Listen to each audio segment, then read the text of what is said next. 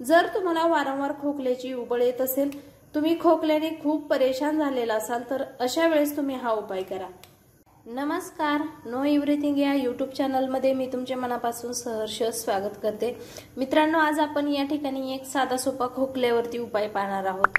तुम्हाला जर वारंवार खोकला येत असेल, खोकल्याची उबळ येत असेल, सर्दी झाल्यामुळे जर तुमच्या छातीमध्ये कफ साठला असेल, कोरडा खोकला येत असेल, पित्ताचा खोकला येत असेल, तुम्हाला कोणत्याही प्रकारचा खोकला येत असू द्या, परंतु जर हा उपाय केला, तुमची जी काही खोकल्याची समस्या आहे, घशात इन्फेक्शन झालं असेल, घशामध्ये तडतड होत असेल, कोरडा पडत असेल, तर या सर्व समस्या संपुष्टात येऊन तुमच्या छातीतील कफ देखील संपुष्टात येणार आहे।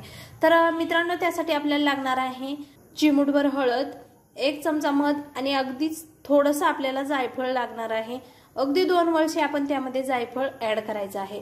हळदीमुळे आपल्या घशातील जे काही इन्फेक्शन आहे ते पूर्णपणे बरे होते। त्याचबरोबर शांतपणे आपल्याला झोप लागण्यासाठी, घशातील इन्फेक्शन आणि छातीतील कफ पातळ करण्यासाठी आपल्याला जायफळची मदत होत असते।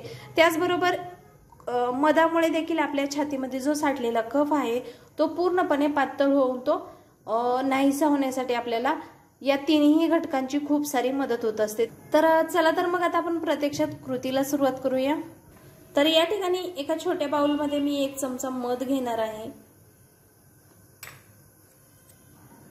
1 चमचा मधामध्ये आपल्याला अगदी चिमूटभर म्हणजे थोडीशी हळद ऍड करायची आहे।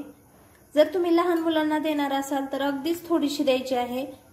आणि जे जायफळचं प्रमाण आहे ते देखील आपल्या मोठ्या व्यक्तींसाठी जे प्रमाण सांगितलेलं आहे त्यापेक्षा निम्म करायचं आहे, म्हणजेच अगदीच 1 वळसा आपण मुलांसाठी द्यायचा आहे। या ठिकाणी मी किसणी घेतलेली आहे आणि फक्त 2 वळसे या पद्धतीने आपण 2 वेळेस किसायचं आहे जायफळ आणि ते या मिश्रणामध्ये ऍड करायचं आहे। आणि आता हे व्यवस्थित असं मिक्स करून घ्यायचं आहे। तयार झालेले हे जे मिश्रण आहे ते तुम्ही जेवणानंतर याचं सेवन करायचं आहे। आणि हे मिश्रण सेवन केल्यानंतर साधारणतः 15 ते 20 मिनिटे तुम्ही पाणी वगैरे प्यायचं नाही आणि त्यानंतर तुम्ही जेव्हा पाणी पिणार असाल त्यावेळेस तुम्ही कोमट पाण्याचं सेवन करायचं आहे। अगदी साधा सोपा हा उपाय तुम्ही सकाळी आणि रात्री झोपण्यापूर्वी असा 2 वेळेस हा दिवसातून उपाय केला तर तुम्हाला एका दिवसामध्ये खोकल्यापासून नक्कीच आराम वाटणार आहे। अगदी साधा सोपा हा उपाय कोणीही करू शकेल असा नक्की ट्राय करा। जर तुम्हाला हा जर व्हिडिओ आवडला तर व्हिडिओला लाईक, शेअर आणि चॅनलला सबस्क्राईब करा। पुन्हा भेटू अशाच एका उपयुक्त व्हिडिओ सोबत। तोपर्यंत नमस्कार।